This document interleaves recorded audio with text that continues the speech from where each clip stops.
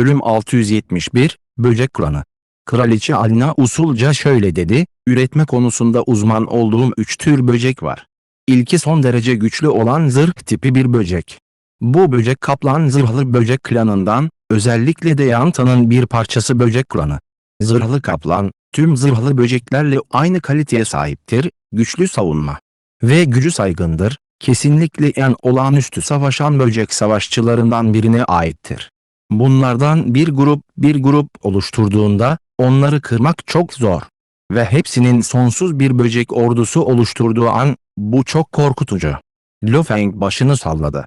Böcek yarışının tarama türleri, dövüş türleri, suikastçı, uzun mesafe ve benzerleri gibi yeteneklerine göre bölünebileceğini biliyordu. Bu kaplan zırhlı böcek, dövüş türüne aitti. Biraz calvarya benziyordu. Gerçekten de birçok böcek klanı türü var. Lo Feng içinden düşündü. Zırhlı tip böcekler tek başına onlarca küçük bölüme ayrılabilir ve bu bölümlerin her biri tekrar binlerce bölüme ayrılabilir. Usta, bakın, bu kaplan zırhlı bir böcek. Kraliçe Alina yanındaki çimlere işaret etti. Havanın ortasında, tamamen inanılmaz derecede kalın bir kabukla kaplı, 10 kattan, 30 metre, yüksek bir böcek ortaya çıktı. Baş kısmında tamamen kabuk tarafından korunan oval şekilli bileşik gözler vardı. Sanki başını bir kask kapatıyordu. Göğüs plakasının ön tarafında kötü niyetli sivri uçlar vardı ve arkasındaki güçlü, bükülmüş bacaklar, ağır bedenini destekliyordu. Sağlamlık hissi verdi. Şiddetli ve sert. Neredeyse bir tank gibi yaydığı aura güçlüydü. Üzerindeki zırh tamamen ateş kırmızısı renkteydi, hatta tamamen korunan gözleri bile ateş kırmızısıydı. Bu sektör lordunun zirvesindeki kaplan zırhlı bir böcek. Alina tanıştırdı. Sektör lordunun zirvesi mi? Lo Feng bu 10 katlı yüksek binaya benzeyen yaratığa şaşkınlıkla baktı. Böcek klanımız sayılarla kazanan sayısız asker ürettiğinden hiçbir çok büyük olamaz. Kraliçe Alina, yanındaki şaşırtıcı derecede büyük altın boynuzlu canavarı fark etmiş gibi görünüyordu, dolayısıyla açıkladı. Daha büyük boyut çoğunlukla sadece koruma ve savunma veya benzerleri içindir, dolayısıyla kullanılan kaynak miktarı da tıpkı büyük boyutuyla altın boynuzlu canavar ustası gibi sürekli artacaktır. Eğer bir sektör lordu böcek ordusu kursaydık, bunu başaramazdık, çok büyük inşa et. Lo Feng güldü. Anne yuvası ne kadar büyüktü? En azından Kraliçe Alina'nın yuvasının çapı 800 metrenin üzerindeydi. Görevi sırasında karşılaştığı ölümsüz anne yuvası bile, 2 ölümsüz kaptanını öldüren yuvanın yüksekliği yalnızca 10 kilometreydi. Anne yuvası sadece bu kadar olsaydı askerler nasıl daha büyük olabilirdi? Altın boynuzlu canavarın başından kuyruğuna kadar uzunluğu 1200 kilometreyi aştı. Alina, sektör lordu böcek askerleriniz var mı? Lo Feng sordu. Evet. Başını salladı. Kaç tane? Lo Feng'in gözleri parladı. Çok değil. O, başını salladı. Dış bölgelerdeki savaşlardan sonra, yaşamı tehdit eden durumlar altında, böcek ordum neredeyse tamamen tükendi ve geride yalnızca 11 sektör lordu zirve askeri kaldı. Alt seviye askerlere gelince, hepsi gitti. Son 11'i benim için. Zor durumlarda koruma. Uyumadan önce askerlerimi çağırmaya vaktim olmadığından, bir insandan ruh tekniğiyle vurulmayı beklemiyordum. Sektör lordu seviyesindeki kraliçenin kendi iç dünyası vardı. Bu nedenle, büyük miktarda asker yarattıktan sonra, onları tamamen kendi iç dünyasında depolayabilir, savaş sırasında onları çağırabilmek için sürekli olarak sayılarını arttırabilirdi.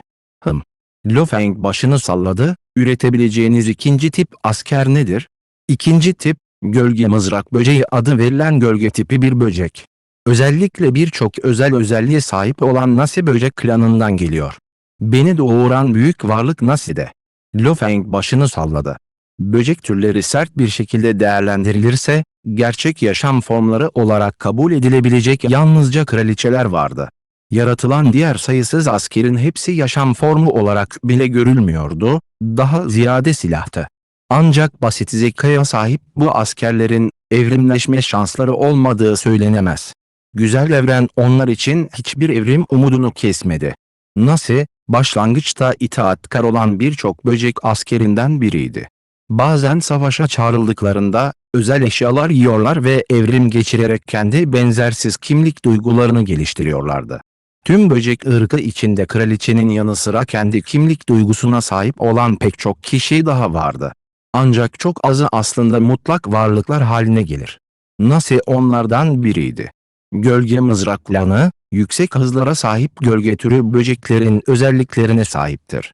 İnanılmaz derecede hızlıdırlar, neredeyse illüzyon gibidirler ve saldırıları da çok güçlüdür. Tek zayıf nokta, vücutlarının daha zayıf olmasıdır. Kraliçe Alina açıkladı. Yüksek hızlar ve zayıf bedenlerle güçlü saldırılar, bunlar gölge mızrak böceklerinin özellikleridir. Usta, benim iç dünyamda bunlardan hiçbiri yok. O zamanlar tamamen dış bölge savaşlarında kullanılmışlardı. Kaplan zırhlı böceklere göre daha zayıf ve daha küçüktürler. Kabukları kırmızı değil ama bunun yerine koyu gri renkte. O açıkladı. Lo Feng başını salladı. Biri savaşmak için, diğeri taramak içindi. Kaplan zırhlı böcekler süvarilere benziyordu, gölge mızraklı böcekler ise hafif süvarilere benziyordu. Son tür, ırkın en büyük türü olan peygamber devesi türüne ve en güçlülerinden biri olan avcı peygamber devesi klanına aittir. Ürettiğim avcı peygamber devesi böcekleri Telo klanına aittir, dedi. Avlanan peygamber devesi böcekleri, uzman olduğum 3 tür arasında en güçlü olanıdır. Güçlü bir vücudu ve şok edici bir hızı var. Aynı zamanda şaşırtıcı bir savunması ve inanılmaz derecede çevik kaçınma yeteneklerinin yanı sıra doğal olarak güçlü savaş yetenekleri de var. Sesi yavaş yavaş yükseldi. Bir peygamber devesi üretmek için gereken kaynak miktarı, neredeyse aynı seviyede 5 gölge mızrak böceği veya 2 kaplan zırhlı böcek yaratmamı sağlıyor. Lo Feng'in gözleri parladı. Peygamber devesi avlamak mı? Bu kraliçe Alina aslında peygamber devesi üretmeyi başarmıştı, bu beklenmedik bir sürprizdi. Altın boynuzlu canavarın miras kalan anılarında, peygamber devesi hakkında ayrıntılı bir tanıtım vardı. Peygamber devesi türü, böcek yarışında zırh türünden sonra ikinci sırada yer alan çok büyük bir türdü. Ve avcılık peygamber devesi türü, en iyi 7 peygamber devesi türünden biriydi. İlk 7 türün her birinin kendi becerileri vardı, peygamber devesi kurnazdı. Usta, bu bir sektör lordu zirve böcek avcılığı yapıyor.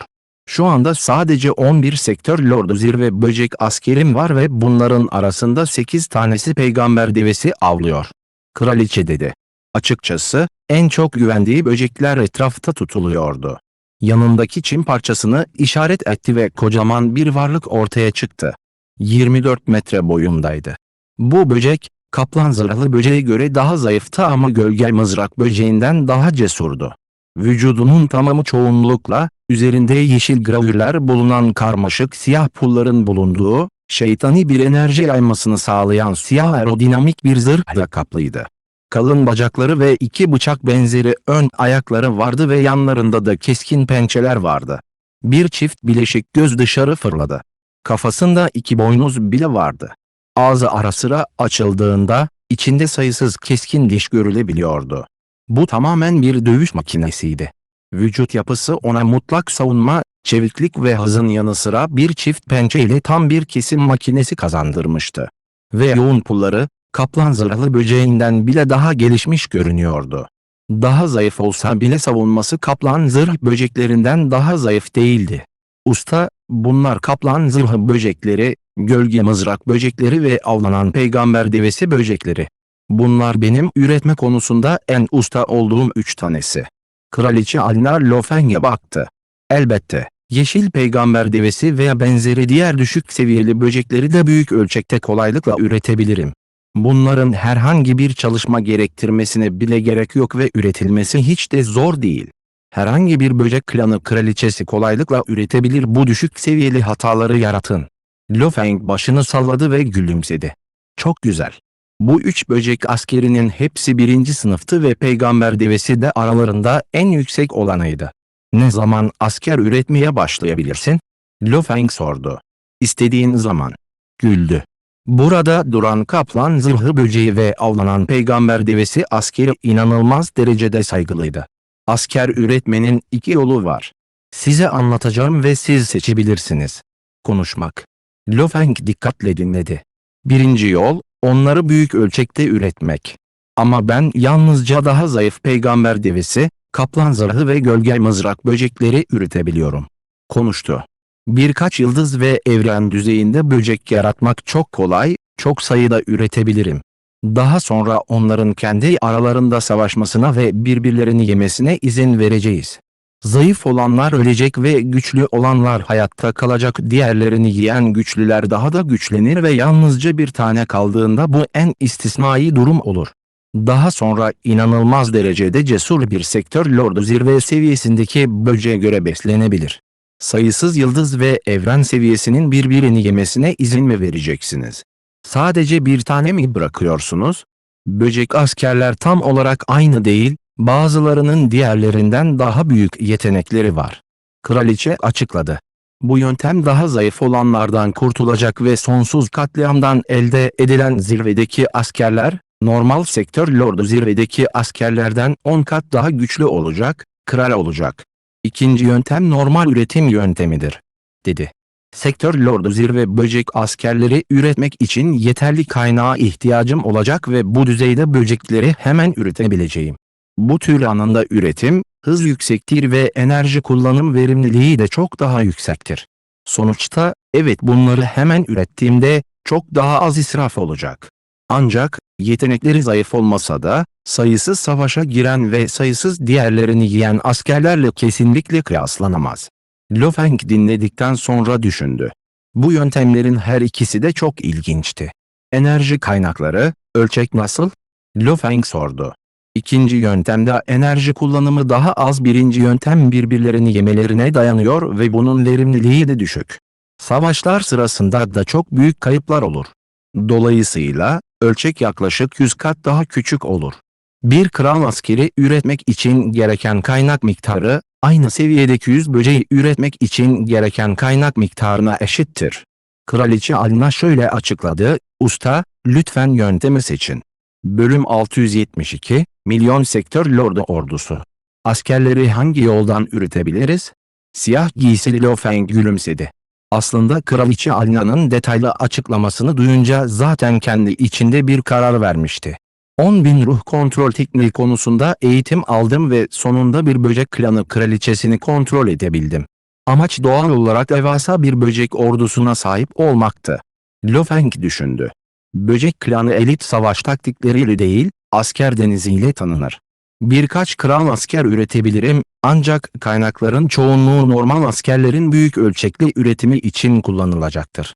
Bir kral askerin üretilmesi, 100 normal askerin üretilmesine yetecek kadar kaynak gerektiriyordu. Ne kadar cesur olursa olsun. Bir grup savaşındaki 10.000 sektör lordu askeri ile karşılaştırıldığında 100 kral sektör lordu askeri, 10.000 ordunun kazanacağından şüphe yoktu. Ve bireysel savaşlarda belki bir kral diğerlerinin çoğunu öldürerek galip gelebilir. Ancak kitlesel bir mücadelede ihtiyaç duyulan şey rakamlardı. Ben esas olarak ikinci yöntemi kullanacağım. Lo Feng emretti. Evet usta. Kraliçe Alina nazikçe cevap verdi. Bana gölge mızrağı, kaplan zırhı ve peygamber devesi böceklerini avlamak için gereken kaynakları söyle. Lo Feng dedi. Ne olursa olsun, her birinin maliyetini açıkça bilmesi gerekiyordu. Kaynaklar için birçok yol var, ancak esas olarak 3 tür var. Kraliçe gülümsedi.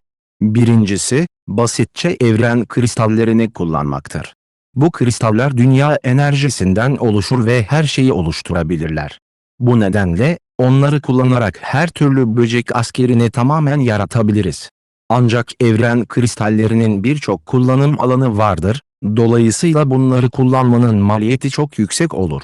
İkincisi, büyük miktarda metal alaşımı kalıntısı, birkaç savaşçı veya büyük canavar kanı, pullu kabuklar, kaslar veya benzerleri gibi birkaç başka malzeme aramak. Bu kadar büyük miktarda malzeme ile hala böcek askerler üretebiliyorum ve birçok ucuz malzemeyi tercih edebilirsek fiyata çok daha ucuz olur. Üçüncü tür ise büyük miktarda böcek cesedi toplamaktır. Bunlar anında büyük miktarda asker yaratmak için kullanılabilir. Kraliçe gülümsedi. Şüphesiz ki birincinin maliyeti en yüksek, ikincinin maliyeti çok düşük, üçüncünün bazı şeyleri gerektiriyor. Bu topladığınız bedenlerin kalitesine bağlı. Bildiğim kadarıyla 1800 evrendeki bedenleri satın almak ülkelerin maliyeti çok yüksek. Sayısız cesedin bulunduğu dış bölgelere giderseniz fiyat çok daha düşük olabilir. Ne kadar harcamanız gerektiğine gelince, bu sizin yeteneğinize bağlı. Lo Feng başını salladı. 3 yöntem olduğunu anladı. Birincisi en basitiydi. Evren kristallerini sağlamak sonsuz miktarda asker yaratabilecek bir kaynaktı. Doğal olarak en basit yol aynı zamanda en pahalı olanıydı. Fiyatını söyle. Lo Feng sordu. Eğer yaratmak için evren kristallerini kullanırsam, bir sektör lordu zirve gölge mızrağı, bir kaplan zırhlı böcek ve bir peygamber devesi üretmek için ne kadar harcamam gerekir? Bir sektör lordu zirve gölge mızrağı, evren kristalleri değerinde yaklaşık 10 karışık element gerektirir. Kraliçe dedi. Sektör lordu zirve kaplan zırhlı böceği yaklaşık 25 karışık element gerektirirken, bir peygamber devesi yaklaşık 50 karışık element gerektirir. Bunlar oldukça doğru rakamlar. Eğer bir kral yaratmak istiyorsanız, o zaman fiyat bunun 100 katı olur. Lo Feng derin bir nefes aldı. Tanrım! 5000 karışık element gerektiren, sektör lordunun zirvesinde bir kral avlayan peygamber devesi yaratmak. Ölümsüz bir generalin tüm serveti olmaya yetecek kadar. Anne yuvası gerçekten kimsenin oynayacağı bir şey değil. Açık artırmada sadece bir sektör lordu anne yuvası satın almak, 1 milyondan fazla karışık elementin fiyatına yol açacaktır. Ve onu kontrol etme tekniği de bir o kadar da çılgınca. Hatta birinin parası vardı. Eğer süper güçlü bir çekirdek üye değilse onu satın alacak yeri yoktu. Lo Feng bağırdı. Sadece ilk yatırım 1 milyonun üzerinde karma element değerindeydi. Üstelik büyük miktarda asker üretmek. Dipsiz bir kuyuydu, hiç bitmiyordu. Mantis kralını mı avlamak? Sadece bir tanesi bile 5000 karışık element eder. Her ne kadar cesur olsa da, pek çok sektör lordu zirve savaşçısı onun dengi olamaz. Ancak maliyeti çok fazla. Gerçekten bir tane yapsam da yapmasam da, gelecekte karar vereceğim. En ucuz gölge mızrak böceğini üretmek, kişi başına 10 karışık elemente mal olacaktır. Bunlardan 10.000 yaklaşık 1 milyon karışık element olacaktır. Çok pahalı. Lo Feng başını salladı. Şu anda hesabında yalnızca yaklaşık 2 milyon karışık element kalmıştı ve bu, öğretmeninin mirasıydı. Bütün bunları yaparken hiçbir kazanç elde etmeden yatırım yapıyordu. Bu servete gittiğinde geriye hiçbir şey kalmayacaktı. Başlangıçta planım 1 milyonluk bir sektör lordu ordusu yaratmaktı. 1 milyonu üretildiği anda her yöne öldürmeler yapılıyor, hatta ışınlanma ya da zaman durdurma ya da herhangi bir tür cennetsel güç olmadığı sürece imparator seviyesinde bir ölümsüz bile teknikle onlar bile benimle başa çıkamazlardı. Lo Feng düşündü. İmparator seviyesindeki ölümsüzlerin kendi güçlü yönleri vardı. Eğer gerçekten milyonlarca sektör lordu ordusuna sahip olsaydı, bu en büyük koz olurdu. Onun gücü imparator seviyesindeki bir ölümsüzden daha zayıf olamaz. Alina. Lo Feng konuştu. Usta. Kraliçe, neredeyse suya benzeyen yeşil mavisi gözleriyle Lo Feng'e baktı. Metal alaşım kalıntıları, kan ve materyaller, ayrıca böcek cesetleri kullanarak, miktarları not etmek için kuantum bilgisayarını kullanın. Kuantum bilgisayarının nasıl kullanılacağını biliyor musunuz? Lo Feng ona baktı ve elinin bir hareketiyle kuantum bilgisayarı üretti. Usta, bende bir tane var. Kraliçe gülümsedi, lütfen biraz bekleyin. Size asker üretmek için gereken kaynak rakamlarını hemen vereceğim. Yangzhou şehri, Lo ikametgahı. Lo Feng bambu bir sandalyeye oturdu. Yanındaki masanın üzerinde bir demlik çay ve birkaç çay fincanı vardı. 1 milyon sektör lordu ordusu oluşturmak kesinlikle kolay değil. Lo Feng orada tek başına oturdu ve düşündü. Babata, internetten herhangi bir bilgi aldın mı? Malzemeleri satın almak için hepsi farklı fiyatlara sahip çok fazla yöntem olduğundan hala kontrol ediyorum. Ve satın aldığımız malzemelerin hepsi hacim bakımından bir gezegen büyüklüğünde malzemeler o kadar büyük ki birim fiyatı farklı olabilir ama genel fiyatlar hala hemen hemen aynı. Ayrıca en iyi indirimi de aramam gerekiyor. Babata dedi. Ve evrende malzeme satan çok fazla insan var. Bana biraz zaman verin, yaklaşık 6 saat. Bunu halledeceğim. Lo Feng başını salladı. Bu tür hesaplamalarda yaşayan yapay zeka babata kesinlikle kendisinden daha iyi bir iş çıkarırdı. Büyük kardeş. Şaşırmış bir ses yankılandı. Lo Feng başını kaldırdı. Küçük kardeşi Lo Hua'nın uzaktan şaşkın bir bakışı vardı. Ah Hua. Lo Feng el salladı. Abi, senin içeride kilitli kalman gerekmiyor muydu? Neden bu kadar çabuk dışarı çıktın? Lo Hua yürüdü ve el sallayarak bir sandalye havada süzülüp yanına düştü. Lo Hua oturduktan sonra kendine bir fincan çay koydu ve gülümseyerek sordu, "Daha bir gün olmadı ve sen zaten dışarıdasın. Her zamanki tarzına benzemiyor, onlarca, yüzlerce yıl süreceğini düşünmüştüm." Lo Feng gülümsedi. O sadece böcek klanı kraliçesini kontrol etmeye gitmişti, eğitmeye değil, doğal olarak hızlıydı. "Evet abi, yatırımlara gelince, sana bir rapor vermem gerekiyor." Lo Feng gülümsedi. Ah! Lo Feng'in gözleri parladı. O zamanlar çok fazla serveti olmadığı zamanlarda, küçük kardeşi yatırım yapma konusunda son derece becerikli olduğundan, Lo Feng her zaman kazancının bir kısmını ona vermeye karar vermişti. Bunun bir nedeni, yeteneklerini en üst düzeye çıkarmak için geniş bir alana sahip olması ve ikincisi, belki de büyük bir getiri elde etmesiydi. Fakat, Lo Hua'nın kontrol ettiği miktar arttıkça, daha büyük getiri elde etmek daha da zorlaştı. 200 yıl önce geri döndüğünde Lo Feng öğretmeninin mirasını yeni almıştı. Döndükten sonra kardeşiyle sohbet etti ve ona küçük bir porsiyon verdi. 500.000 karışık element. Bu 500.000 miktar. Lo Feng yine de onu kaybetmeyi göze alabilirdi, bu yüzden verdi. O zamanlar Lo Hua şöyle demişti, "Abi, bu 500.000 karma unsurla, kontrol ettiğim mülklerin ölçeğini anında 2 seviye yükseltebilirim ve zaten evren insan gelişimi finans piyasasına girmeye yetecek kadar param var." Bu pazar, 1.008 evren ülkesinin tamamının en yüksek seviyelerinden biriydi. Yatırım yapabilenler için en düşük gereksinim 100.000 karışık elementti. Dolayısıyla bunun bir parçası olanlar, eğer süper güçler olmasalardı, onları destekleyen süper güçler vardı. Aslında bu yüksek seviyeli pazar, ırk savaşlarını desteklemek için büyük miktarda yatırımcıyı çekmeyi amaçlıyordu. Birkaç ölümsüz örgütün evrenin gizli bölgelerine ve benzerleri ölümsüzler göndermesini sağlamak için kullanıldı. Birçok görev vardı. Ancak bu bir mali piyasa olduğu için doğal olarak her türlü karmaşık işlemleri doğuracaktı. Ticaret ve yatırım konusunda en yetenekli olanların hepsi burada toplanmıştı ve kontrol edilen servetin miktarı dehşet vericiydi. İmparator seviyesindeki bazı ölümsüzlerin diğerleriyle arası iyi olabilir, kaynaklarını toplayıp yönetmesi için bir dahiye devredebilirler. Bu pazar, tehlikeli durumlarla ve içine gizlenmiş timsahlarla doluydu. İmparator düzeyindeki bir ölümsüzün tüm serveti bile bu üst düzey pazarda küçük bir yavru olarak kabul edilir. Dolayısıyla giriş seviyesi o kadar saçmaydı ki normal ölümsüzler bile içeri giremiyordu. 100.000 karışık element gereksinimi burada normaldi. Lo Hua için bu yüksek seviyeli pazar büyük bir çekiciliğe sahipti, çünkü buradaki miktarlar çok büyüktü, dolayısıyla %10 veya %20'lik hafif bir kayıp bile büyük kayıplardı. Güçlü zayıfı 7. Dahiler yenildi. Burada yalnızca gerçek üst düzey yöneticiler ve mutlak dahiler kazanabilirdi.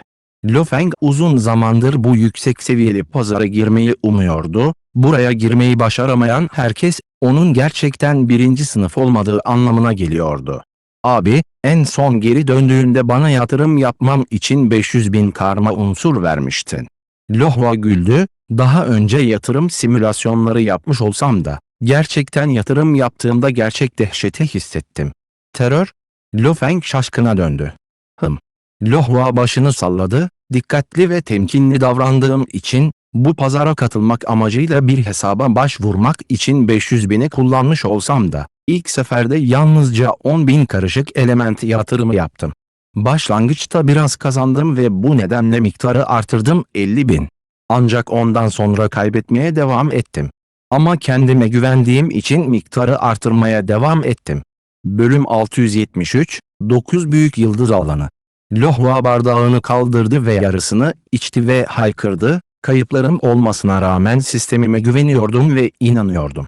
Bilmeden, 500.000 karışık elementin tamamını yatırmıştım. Kendine aşırı güvendiğimi bilirdim. Lo Feng duyduğunda şok oldu. 500 bin karışık element. Küçük kardeşinin kaybı çok saçma olmamalı değil mi? Neyse ki hiçbir zaman garanti seviyesi modelini veya hatta iyilik kaldırıcı finansmanını bile kullanmamıştım, sonuna kadar nakit kullandım. Ve bu benim pazara ilk girişim olduğu için Virtual Universe kampanya ve Huge Access şirketinin en büyük şirketlerine yatırım yaptım. %20 seçim, güvenlik için geniş bir ağ oluşturuyor, dedi Lohua. Eğer tek bir ölümsüz organizasyona yatırım yapmış olsaydım, evrenin gizli bir bölgesini bile keşfedebilirdim. Ancak bu organizasyon düşerse her şeyimi kaybederdim. Ah! Lo Feng başını salladı. Bir bakıma bunu anlamıştı, bu bir nevi paylaşılan risk ve ödül meselesiydi. Bu geniş ağ, aynı zamanda Virtual Universe kampanya ve Huge Access Dojo'nun en olağanüstü seçimleri olduğundan, bunlar hiçbir zaman tamamen düşemez. Aksi takdirde, tüm insanlık yok olur. Lohua güldü. Bu yöntem çok güvenli. Ancak bundan büyük paralar alamıyorum. 120 yıllık yatırımdan sonra elde ettiğim en yüksek getiri %2,3 oldu ve tüm servetim %102,3'e çıktı. En düşük getiri ise %91,6 oldu. İlk kazançlar ve sonraki kayıplar dışında sermaye %98 sınırını neredeyse hiç geçmedi. Onunla dünyanın geleceği hakkında konuştuğum bir zaman vardı. Bu bana yatırım yapma konusunda ilham verdi. Lohua güldü. Yatırımımın 122. yılından itibaren taktiklerimi değiştirmeye başladım. İlk planım yanlıştı. Çünkü en sıra dışı seçimleri seçtim ve geniş bir ağ oluşturdum. Bu en kolay ve en güvenli yoldu. Ancak bu üst düzey pazara girmeyi başaranların yatırım konusunda neredeyse mükemmel becerileri var. Sonuçta, üzerinde durduğum beceriler geçtiğimiz yüzyılda neredeyse zirveye ulaştı. Asıl sorun, strateji, düşünce süreci ve ayrıca ara sıra alınan ani kararlardı. Lohua güldü. Lo Feng başını ovuşturdu ve yumuşak bir şekilde şöyle dedi, Lohua, söylediklerin gerçekten karmaşık. Olağanüstü olanı seçmek, geniş bir ağ yaymak veya benzerleri hakkında daha önce ne söylediysen, kulağa hiç de fena gelmediğini düşündüm. Ancak, şimdi bu bir hale geldi, aptalca bir yöntem. Aptal değil. Bu yöntem çok güvenli ve zamanlama doğru olduğu sürece yine de kazanacaksınız. Bir çağda %5 gibi bir oran, bu zaten fena değil. Lohua başını salladı. Ama ben farklıyım, 500 yıl bile yaşamadım. Bu kadar az hareket eden ölü yatırımlara gerçekten dayanamıyorum. Bir yılda olsa, 5 yılda kaldırabilirim. Ancak 20-30 yıl sonra ve ben dayanamadım. Bu yüzden bu yoldan vazgeçtim. Bu stratejiyi değiştirdim. Her ne kadar biraz radikal olsa da. Ancak kişiliğime uyuyor. Lohua, Lo Feng'e gülümsedi. Bana uygun olan en iyisidir, ben sudaki balık gibiyim. Bu yüzyılda ilk %96,2'den gittiği en yüksek oran %118,1 oldu. Kısa süre önce yatırımı teslim ettim ve şu anda %16,2 seviyesinde. Yaklaşık 581 bin karışık element. 500 binden 581 bine kadar karışık elementler. Arada pek çok bükülme ve dönüş vardı. Şans eseri teslimat başarılı oldu, yatırım yaptığım bir kuruluş vardı, dış bölge savaşlarında çok şey kaybettikleri için fiyatları hemen %60 düştü. Nakde çevirmeseydim 30 binden fazla karışık elementi kaybetmiş olacaktım. Lohua bağırdı. Lo Feng duyduğu anda nefesini tuttu. Bu kadar anlattıktan sonra anlaşılması çok daha kolay oldu. Eğer biri kumar oynamak ve büyük kazançlar elde etmek isterse, ne kadar parası olursa olsun, bir anda kolaylıkla küle dönüşebilir. Böyle bir yaklaşım kullanılmasa bile, en iyilerden birkaçına yatırım yapmak, bunlar bittiği anda yatırım da sona erecektir. İçerideki tüm para gitmiş olacaktı. Elbette büyüdüğü anda ödüller de yüksek oldu. Lohua'nın dediği gibi eğer 5 kat yatırım yapsaydı sermayesi şu anda aslında 900 bin olabilirdi. Ve sadece istisnai bir seçime yatırım yaparak, eğer bu ölümsüz organizasyon evrenin gizli bir bölgesinde devasa hazineler elde ederse, fiyat 2, hatta 3 katına çıkacaktır. Veya sona erebilir. Büyük ödüller uyuşturucu gibiydi, yalnızca buna dayanabilenler bu üst düzey pazarda daha uzun süre hayatta kalabilir. Kişinin zihinsel durumu ve seviyesi iyi olsa bile süper organizasyonlar tuzaklar kurabilir. Dikkatli olunmazsa biter. Loha'nın gözleri parladı. Bu his, gerçekten kanımı kaynatıyor. Lohua. Lo Feng içini çekti. Lohua fincanını bıraktı. 200 yıl önce sen 81 bin karışık element kazandın. Bu 200 yılda, senin abin hiçbir şey kazanmadı ama ben çok harcadım. Lo Feng bağırdı. Sadece bu 81 bin karma elementten, Kara Ejder Dağı yıldız alanının yaklaşık bir beşini kazandınız.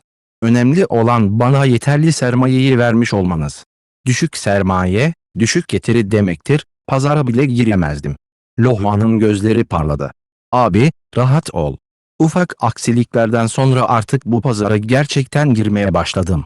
Kayıp olmayacağını söylemeye cesaret edemiyorum. Ama %20'yi geçmeyeceğinin garantisini verebilirim. Ve karın üst sınırı yok. Sınırı yok mu? Kendinden emin görünüyorsun. Lo Feng güldü. Mümkün. Lohua başını salladı. Sermayeyi 2'ye, 3'e katlamak için umut var. Bu benim sabrıma, fırsatları kavramama ve çıkarım yapma yeteneklerime bağlı. Lo Feng güldü, o halde bekliyor olacağım. Benim 200 yıllık yatırımıma gelince, sanal evren şirketi bunun çok farkında. Hatta beni çalışmaya davet etmeleri için 10 milyonlarca karışık elemente ulaşan miktarlarda insanlar gönderdiler. Hatta özel bir koruma ekibi bile göndermeye istekliydiler güvenliğimin garantisi. Lohua başını salladı. Ancak onları reddettim. Henüz yeterince olgunlaşmadığımı hissediyorum. Ah! Lo Feng şok olmuştu. 10 milyonlarca karışık element, resmi seviyedeki ölümsüzlerin zenginliği kadardı. Aslında sanal evren şirketi için pek bir şey değildi bu. Ancak davetlere açıkça Lohua'ya olan saygılarının göstergesiydi. Aslında, Lo Feng, %10'u geçmeden ve hatta 200 yılı aşkın süredir en yüksek piyasa seviyesine giren Lohua'nın %16,2 kazandığını anlamadı. Ayrıca rekabet ettiği kişiler, tüm evrendeki en istisnai ve en korkunç kodamanlar grubuydu. Bu düzeyde bir sonuç, ne kadar şok ediciydi. Virtual Universe şirketinin bile dikkatini çekmesine gelince, bu hiç de garip değildi. Evrende yatırım dehaları vardı. Tek sorun sermayelerinin küçük olmasıydı. Bu nedenle birçoğu daha düşük seviyedeki yatırım piyasalarında sıkışıp kalmıştı. Sermayelerinin 10 milyonlarca katını kazansalar bile, ölçeğin tamamı muhtemelen bir karma elemente bile ulaşamayacaktır. Bu nedenle hala yüksek pazarlara giremediler. Sermayenin önemi buydu. Lo Feng'in devasa miktarlarıyla Lohua pazara girmeyi başardı ve dolayısıyla, yeteneklerini sergilemeye başladı. 6 saat sonra, Lo Feng, Babata'nın ayrıntılı raporunu aldıktan sonra bilincini sanal evren ağına gönderdi. Sanal evren, Ametist Adası. Elçi.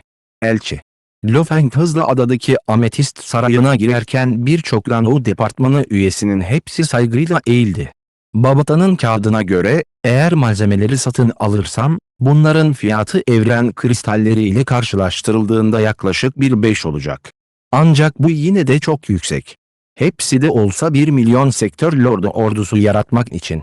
En ucuz gölge mızrak sektörü lordu böcekleri, 1,5'inin fiyatı hala 2 karışık element. Bu da yine 2 milyon karışık element. Lo Feng tamamen ametistten yapılmış zeminde yürüyordu ve ayak sesleri salonda yankılanıyordu. Mümkün değil. Fiyat çok yüksek, elimde sadece 2 milyondan biraz fazla karışık element var, bunu israf edemem.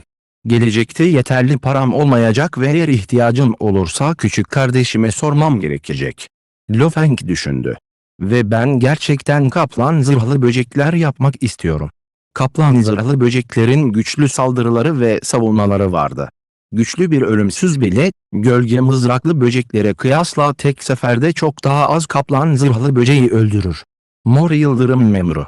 Lo Feng kapıyı iterek açtı ve içeri girdi. Lo Feng, beni aramaya gelmen nadirdir. Maymun adam Mor Yıldırım yetkilisi gülümsedi ve oraya doğru yürüdü. Bu önemli bir mesele. Lo Feng konuştu. Konuşmak. Mor Yıldırım yetkilisi gülümsedi. Sadece doğrudan konuş. Lo Feng'in ondan yardım istemesinden korkmuyordu, aksine tam tersinden korkuyordu. Bu tarafta, ölümsüz olan iyi bir arkadaşım var ve onun bir böcek klanı ana yuvası var. Lo Feng gülümsedi. Dolayısıyla malzeme satın alması ya da klan cesetlerini böceklemesi gerekiyor. Gano departmanının iş başkanı olduğunuza göre bu konularda çok net olmalısınız. Bu konuda para tasarrufu sağlayacak herhangi bir yönteminiz var mı? Lo Feng'in stratejisi şuydu: önce Babatan'ın durumu ada incelemesine izin verdikten sonra Mor Yıldırım yetkilisine sorduk. Bir anne yuvasını beslemek mi? Mor Yıldırım yetkilisi haykırdı. Sevgili dostunun kesinlikle bir yeteneği var. Müzayedelerde anne yuvaları çok nadir bulunur, onları kontrol etmek bile son derece zordur. Malzemeler ve cesetler hakkında bilgi edinmek istiyorum. Lo Feng tekrar sordu. Haha. Mor Yıldırım yetkilisi güldü. Malzemeleri satın almak, sanal evren ağ pazarları üzerinden ararsanız, belli bir fiyattan daha ucuz olmaz. Aslında bunları satın almanın en iyi yolu, doğrudan şirketlerden satın almaktır. Örneğin, bunlar gemi kalıntıları konusunda uzmanlaşmıştır. Eğer doğrudan onlardan satın alırsanız, doğal olarak tüm kalıntılarını size iletirler. Şirketin bilgilerini yeterince araştırıp satın aldığınız sürece, muhtemelen normalin yalnızca bir üçünü ödemek zorunda kalacaksınız fiyat, hatta belki bir onu. Bu sizin şirketleri arama yeteneğinize bağlı. Lo Feng'in gözleri parladı. Ceset satın almaya gelince, bu da çok basit. Dış bölgelerde çöp yıldız alanına aktarılacak sonsuz miktarda çöp ve kalıntı var. Mor Yıldırım güldü. Bu kalıntılarda her türden ceset, kırık şeyler ve benzeri şeyler var. Gezegen parçaları bile oraya nakledilecek ve onları bölüp satmak için çok sayıda insan orada konuşlandırılacak. Güldü, eğer ceset istiyorsanız doğrudan çöp yıldız alanına gidin. Lo Feng'in gözleri parladı. Bazı ölümsüzler, çöp yıldız alanındaki bazı üyeleri doğrudan aramak için bağlantılarını kullanır. Rüşvet ve benzeri bazı gizli yöntemler aracılığıyla, büyük miktarlarda böcek klanının cesetlerini elde ederler. Mor Yıldırım yetkilisi haykırdı. Bunlar korkunç. Sanal evren şirketinin köşelerini kazıyorlar. Bunları uygun kanallardan satın almalılar. Daha sonra Lo Feng'e göz kırptı ve ona bir bakış attı. Lo Feng hemen güldü. Bu Mor Yıldırım memuru ona, iç bağlantıları aracılığıyla rüşvet verecek insanları aradığını ve düşük fiyatlarla büyük miktarda böcek cesedi elde ettiğini ima ediyordu. Ancak bu hala sanal evren ağının içinde olduğundan bunu açıkça söyleyemedi. Ancak verdiği ipucu yeterince açıktı. Ancak sanal evren, kurallar bariz bir şekilde ihlal edilmediği sürece genellikle bu tür konuları gözden kaçırırdı. Toplam 9 çöp yıldız alanı ve 9 geniş alan var, özellikle de dış bölge savaşlarından kalan sayısız ceset ve gemi kalıntıları, kukla kalıntıları, devasa silahlar, gezegen parçaları ve benzerleri için. O güldü. Bu 9 muhteşem yıldız alanını, Lo Feng onları kontrol ettiği sürece onlardan haberdar olacaksın. Doğru, pek aşina olmayabilirsin, sana bir sanal evren ağ numarası vereyim. Oradan sorumlu bir kişi ve o benim iyi bir arkadaşımdır. Sadece ona seni tanıştırdığımı söyle. Eğer onu tanıyorsan, oraya gitmen daha kolay olur. Daha sonra bir kez daha göz kırptı ve ona benzer bir bakış attı. Tamam. Lo Feng gülümsedi ve başını salladı. Elbette anladı. Bu kişi aracılığıyla büyük miktarda böcek cesedi elde edebilirdi. Mor Yıldırım yetkilisi ile görüştükten sonraki gün Lo Feng ve Dylan, Yunmo gezegen gemisine bindiler ve dünyayı terk ederek 9 çöp yıldız alanından biri olan Oolong yıldız alanına doğru yola çıktılar. Bölüm 674, Tianqiong. Yunmo gezegen gemisi, karanlık evrende ışık hızının 50 katı hızla neredeyse sıfır gürültüyle uçtu. Lo Feng dinlenme alanında yatakta yatıyordu ve duvara yaslanarak önündeki simülatör ekranına baktı. Üzerinde bazı şirketlerin detaylı bilgileri ve numaraları yer alıyordu. Böcek savaşçıları üretmek için evren kristallerini kullanmak kesinlikle gerçekçi değil. Lo Feng kaşlarını çattı ve şöyle dedi. Ve şirketlerden satın almak da çok karmaşık görünüyor. Babatan'ın keskin sesi mahallede yankılanıyordu. Gerçekten çok karmaşık. Önemli olan alaşım kalıntılarını, malzemeleri veya benzerleri satın alabilmeniz.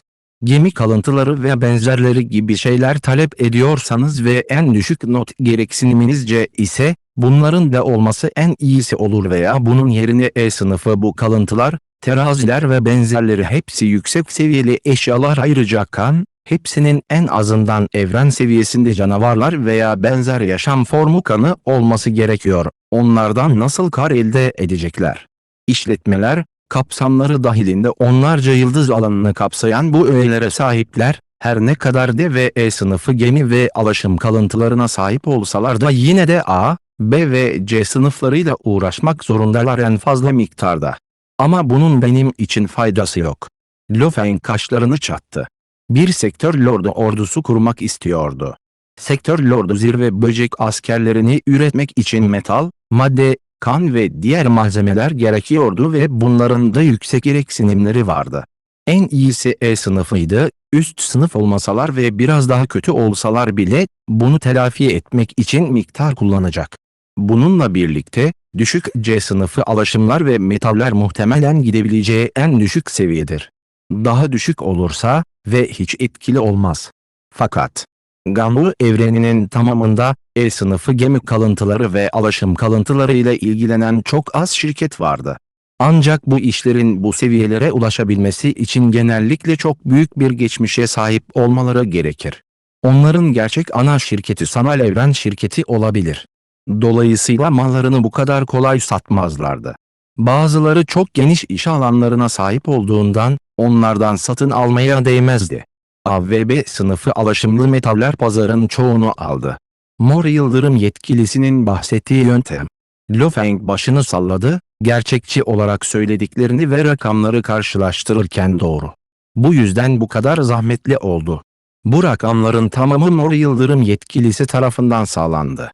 Sadece Ganhu evreni ülke bölgelerinde bu kadar ayrıntılı rakamlar sağlayan çok sayıda şirket vardı, bunların zaten çok yüksek seviyeli olduğu düşünülüyordu. Hiçbir yeteneği olmayanlar bu rakamları elde edemezler. Ve Mor Yıldırım yetkilisi, işletme departmanının başkanı olarak doğal olarak bu tür rakamlardan haberdardı. Ve Lo Feng, sanal evren şirketinin herhangi bir ihlalini tetiklemeden bu numaraları elde etmek için amir elçisi pozisyonunu kullanabilirdi. Mor Yıldırım yetkilisini suçlayamazsınız, Lo Feng. O sadece sizin böcek savaşçıları yetiştirmek istediğinizi biliyor, sektör lordu düzeyinde üretmek istediğinizi nasıl bilecek? Normal savaşlar normalde çok sayıda yıldız gezgini, yıldız üretir ve evren düzeyindeki böcekler. Her ne kadar topyekun olsalar da sayıları toplandığında dış bölge savaşlarında hala işe yarar. Babata dedi. Sonsuz böcek ordusu. Bir anne yuvası şok edici sayıda böcek üretebilir.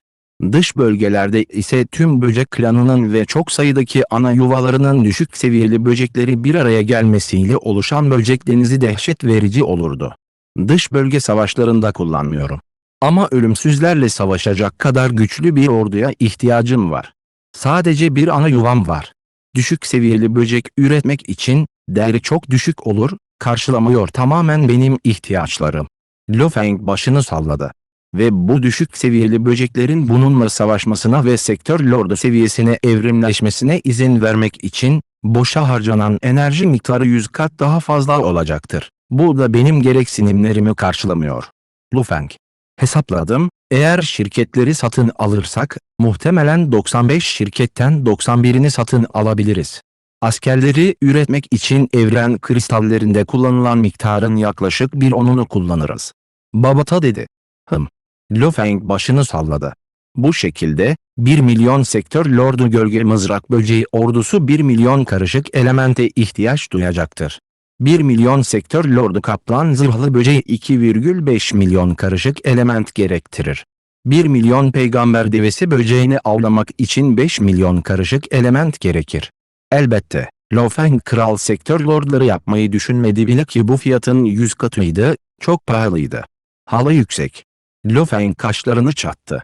Hala 2,5 milyon karışık element gerektiren 1 milyon sektör lordu kaplan zırhlı böcek istiyorum. Hesabımda sadece 2 milyondan biraz fazlası var, 2,5 milyon bile değil. O zamanlar Huyanbo, Lo Feng'e yaklaşık 3122 milyon karışık elementi bırakmıştı. Yunmo gezegen gemisini onarmak ve geliştirmek, bulutla temas eden asmayı beslemek için zaten 400 binden fazla karışık element kullanmıştı. Daha sonra küçük kardeşine yatırım yapması için 500.000 karışık element verdi ve elinde sadece 2218 milyon karışık element kaldı. Lo Feng, bu zaten sınır. Babata dedi. Mor Yıldırım yetkilisi, Ganao İş Departmanı'nın başıdır ve siz de gözetmen elçisisiniz.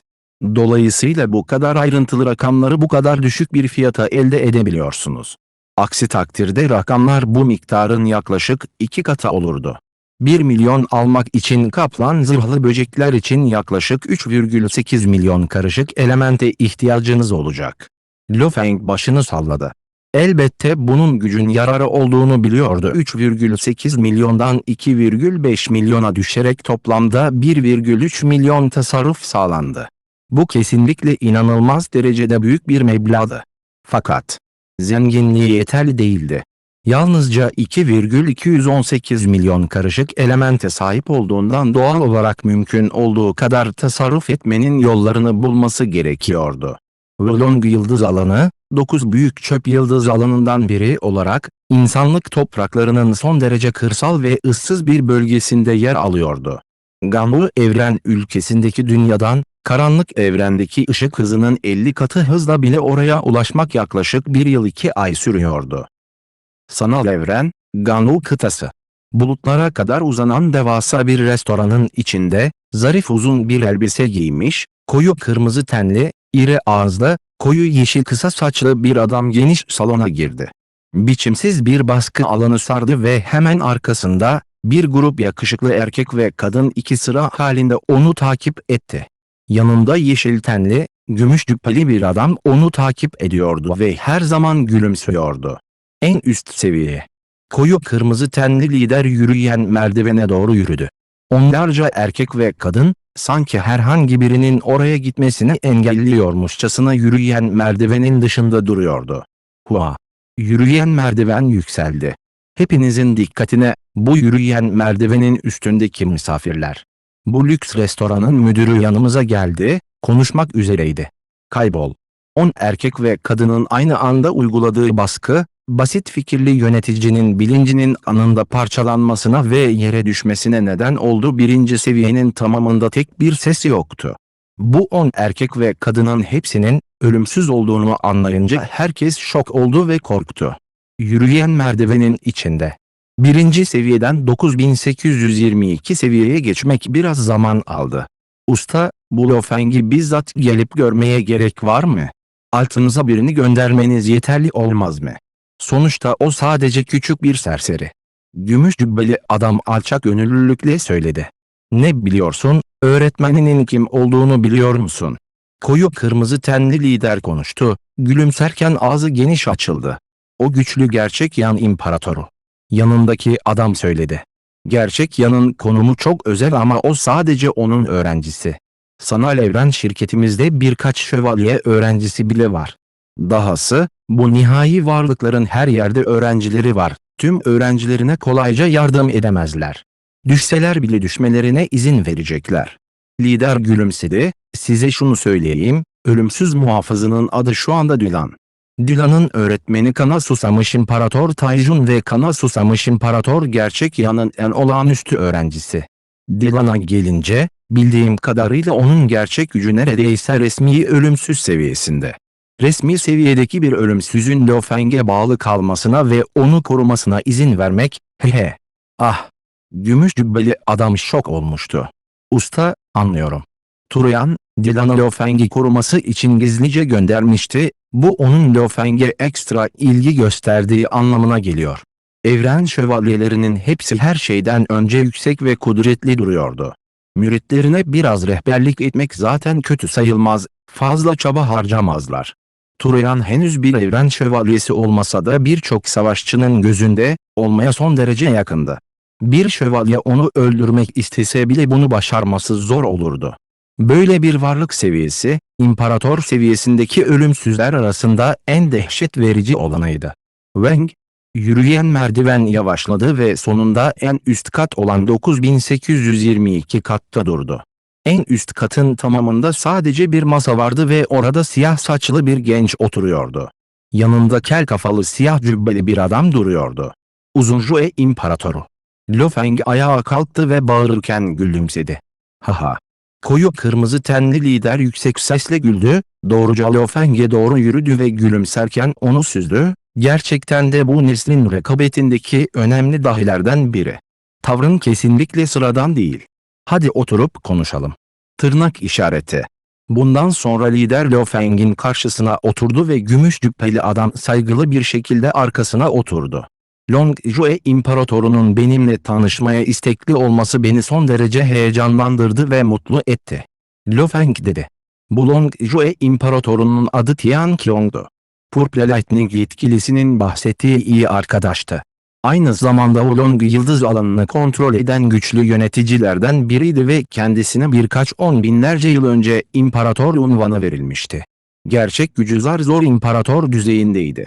Bununla birlikte, 9 büyük çöp yıldız alanından biri olan Oolong yıldız alanının üst kademesine ait olduğundan, herkes ona çöp yıldız alanları dese de, gerçekte bu 9 yıldız alanı, değer açısından, 9 yıldız alanından daha değerliydi 9 yıldız alanının kendisi bile.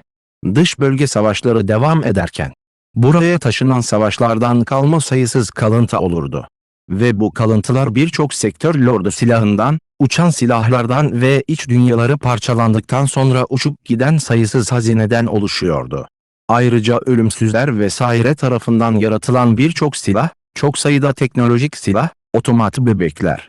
Hepsi hasar görmüş olmasına rağmen miktarları toplandığında değerleri hala inanılmazdı. Irk savaşları, çöp, değerleri inanılmazdı. Bu nedenle, bu yıldız alanlarından birinin üst kademe üyelerinden biri olmak, Ganu departmanının bir departmanının başkanı olmaktan çok daha etkileyiciydi.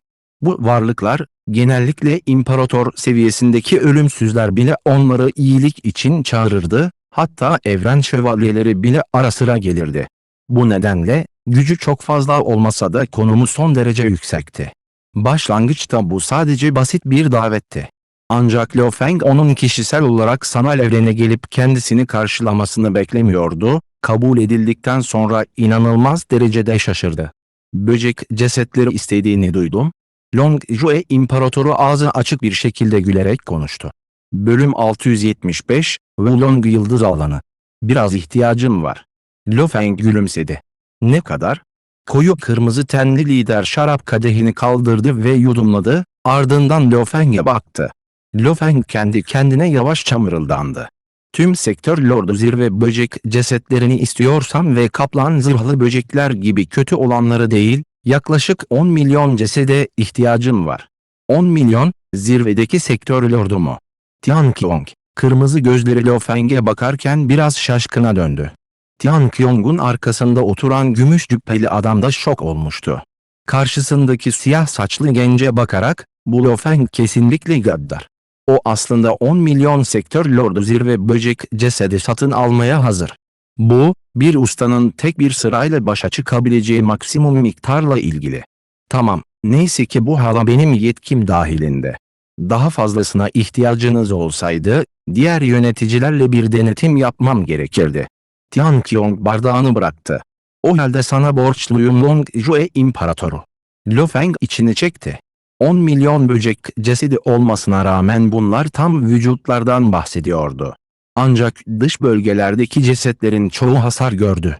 Tam bir vücut sayılması için normalde birkaç ek vücut parçasının bir araya getirilmesi gerekiyordu. Sonuçta böcek cesetleri satın alan insanlar çoğunlukla anne yuvalarına sahip olan insan savaşçılardı ve hepsi de büyük miktarda böcek askeri üretmek içindi. Kusursuz cesetlere ihtiyaçları yoktu. Fakat, Aynanın bana söylediğine göre 5 veya 6 tam kaplan zırhlı böcek cesedi yutulduğunda bir canlı kaplan zırhlı böcek üretebilecek. 10 milyon tam ceset aldıktan sonra sektör lordu ordusunu inşa etmek sorun olmayacaktı. Lo Feng nihayet rahatladı çünkü sektör lordu ordusunu inşa etmenin en büyük sorunu, ihtiyaç duyduğu devasa kaynaklardı. Normal A sınıfı metaller kullansaydı. 100 dünya büyüklüğünde metal, aynı düşük seviyeli kan ve materyaller vesaire ile birlikte bir sektör lordu zirve böceği bile üretemez. Sektör lordu. Doğal evrime gelince, normalde bir sektör lordunun oluşması için 1000 galaksi gerekiyordu. Mutlak bir varlığın yönlendirmesiyle bu ihtimal 10 kat artacaktır. Ancak sayılar hala çok küçüktü. Bir sektör lordu eline sallayarak tüm gezegende büyük bir yıkıma neden olabilir. Bu nedenle, sektör lordu zirvesinde bir hata yaratıldığında, gereken kaynaklar ancak hayal edilebilirdi. Şans eseri Lo Feng yalnızca sektör lordu zirve böceklerin cesetlerine ihtiyaç duyuyordu. Eğer alan lordu zirvesindeki cesetleri almaya giderse ihtiyaç duyulan miktar 10.000 kat daha fazla olurdu. Onun için 100 milyar alan lordu zirve böcek cesedine ihtiyaç var. Bir saat sonra, koyu kırmızı derili lider Tian Qiong, yanındaki gümüş cübbeli adamla birlikte onlarca ölümsüzünü getirdi ve lüks restorandan ayrıldı. En üst düzeyde. Lo Feng camdan aşağıya baktı. Bu 9822 seviyeydi ve buradan en alt seviyeye kadar yaklaşık 100 kilometre kadardı. Ancak Lo Feng aşağıdaki patikalardaki sonsuz insanları hala kolaylıkla görebiliyordu, insanlığın birçok ırkı her türden görünüme sahipti. Majesteleri, tebrikler. Dilan gülümsedi. Longjue İmparatorunun onayıyla bu mesele sorunsuz bir şekilde çözüldü. Peki, majesteleri neden bu kadar çok böcek cesedi satın alıyor ve bunları kimin için satın alıyorsunuz?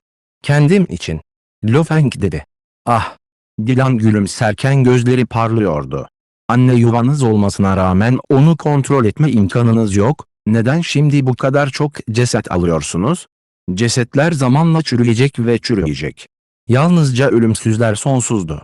Sektör lordlarının bedenleri gerçekten de çürürdü. Bu yüzden sektör lordunun zirve böcek cesetlerine ihtiyacım var. Lo Feng kayıtsızca söyledi.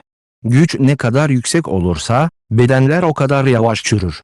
Bu normal öğrenci seviyesindeki bedenler 10 günden yarım aya kadar bir sürede çürümeye başlar, evren seviyesi onlarca yıldan yüzlerce yıla kadar sürer, sektör lordunun zirvesi, 10.000 yıl sonra bile çürür hala çok az çürüyor birkaç 10.000 yıl sonra sadece kemiklerine kadar çürüyecek son olarak bir 10.000'lerce yıl sonra ancak o zaman tamamen çürüyecek insanlardan, böcek klanından bahsediyorum.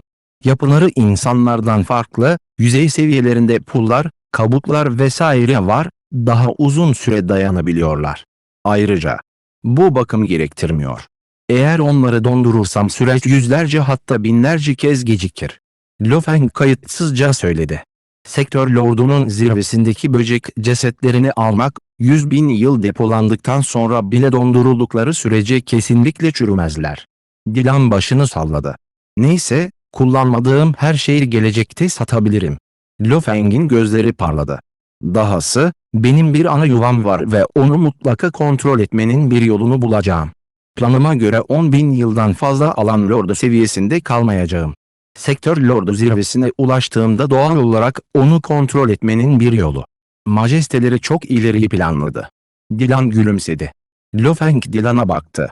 Daha önce Mor Yıldırım yetkilisine başkası için satın aldığını söylemişti.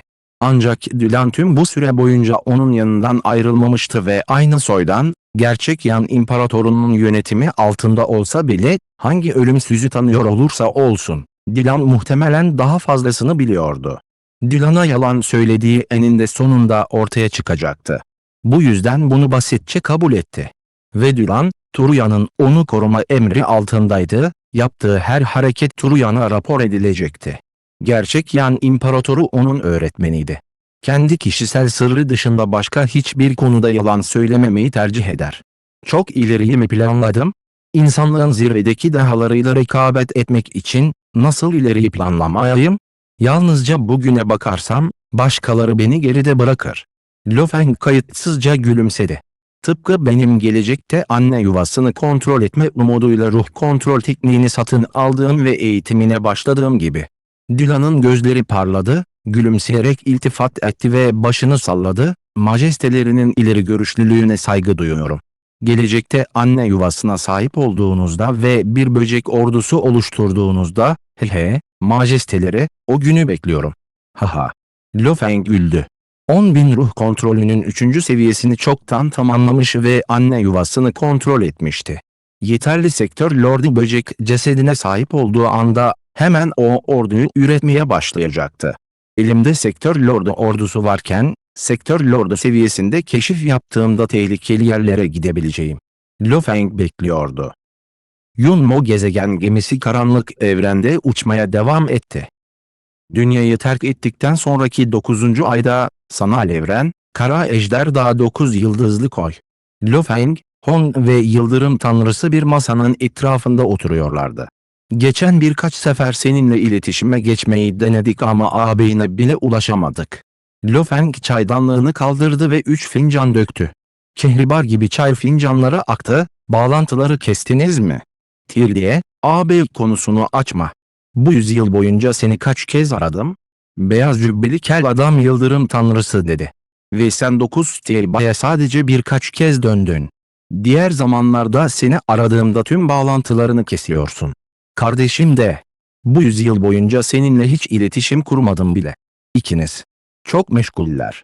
Sadece bizim olduğumuzu söylemeyin. Lo Feng Yıldırım Tanrısına baktı. İkinci kardeşim, son 200 yıldır dünyada değildin. O zamanlar, dünyaya kök salacağını bile söylemiştin. İkili bir süre tartıştı. Yanlarında Hon çay bardağını kaldırdı ve çayını yudumlarken çıkan seslere gülümsedi.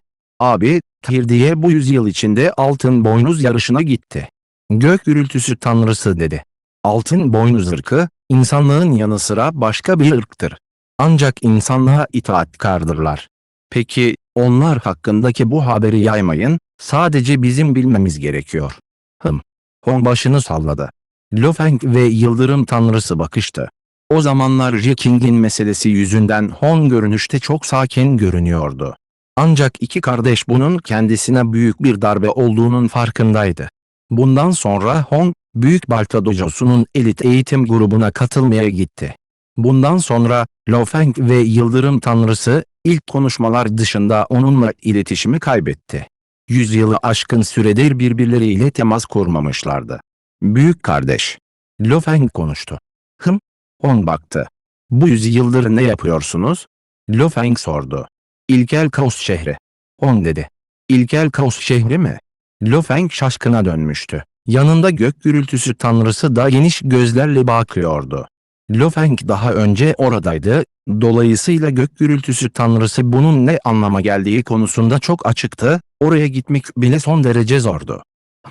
En son Jade Dome gezegenindeki olaydan sonra elit eğitim kampına gittim. Orada yıllarımı çok çalışarak geçirdim ve kendimi biraz geliştirdim. Sonunda Dev Balta Dojo'nun çekirdeğine kabul edildim. Hong kayıtsızca gülümsedi. Kabul edilen özel seçkinler grubu eğitim almak için İlkel Kaos şehrine gitme şansına sahip oldu. Benim oradaki zamanım sizinkine benziyordu, 100 yıllık dış dünyaya benziyordu. İlkel evrenden daha dün ayrıldım. Şu anda, devasa Balta Dojo'nun gizli bölgelerinden birine doğru gidiyorum. Şu anda bir gemideyim ve bilincim sanal evren ağında ikinizle sohbet ediyor. Lanet etmek. Gök gürültüsü tanrısı baktı. Lanet etmek. Lo Feng de sadece bunu söyleyebilirdi. Tamamen. Bu büyük kardeş Hon gerçekten çok düşük profilliydi. Abi, sen Büyük Balta Dojosu'nun çekirdeğine girmiş biri için fazla sakinsin. Ganwu evreni ülkesindeki dahilerin bile seçilmesi gerekmez. Artık onların çekirdeğine girdiğine göre, aslında hayır dedin bir ve çok sakin görünüyorsun. İlkel Kaos şehrinde geçirdiğin 100 yılı kimseye anlatmıyorum bile. Gök gürültüsü tanrısı geniş gözlerle baktı. Şanslı bir olaydı ve eğitimimi daha sağlam hale getirdi. Gurur duyulacak ne var ki? Hong gelişi güzel bir şekilde söyledi. Sen zalimsin. Gök gürültüsü tanrısının dili tutulmuştu. Abi, onunla ve benim gururumla dalga mı geçiyorsun? Lo Feng, Hong'a baktı. Haha. Hong güldü, pekala, bu küçük bir meseleydi.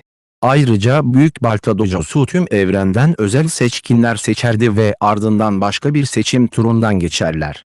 Biri çekirdeğe girse bile, onlar sadece merkezdedirler çekirdeğin dış çemberleri. Sanal Evren şirketinin son aşama üyelerinize benzer. Gurur duyulacak bir şey değil. Gün geldiğinde, Büyük Balta gizli bölgesinin en içteki çekirdeğine girip gerçek bir üye olabileceğim organizasyonun o zaman kesinlikle büyük kutlamasını yapacağım. Lo Feng ve gök gürültüsü tanrısı birbirlerine baktılar ve gülümsediler. Ganwu evreni ülkesinin Samanyolu'ndan uzaktaki Ulong yıldız alanına kadar olan mesafe gerçekten de çok uzaktaydı. Bir yıl 2 aylık yolculuğun ardından Lo Feng ve grubu nihayet Oolong yıldız alanına ulaştı. Bu bölümün sonu. Bir bölümün daha sonuna geldik. Bir sonraki bölümde görüşmek üzere. Sürçülisan ettiysek affola. Videolarımızı faydalı bulduysanız lütfen beğenmeyi, yorum yapmayı, abone olmayı ve paylaşmayı unutmayın. Teşekkürler.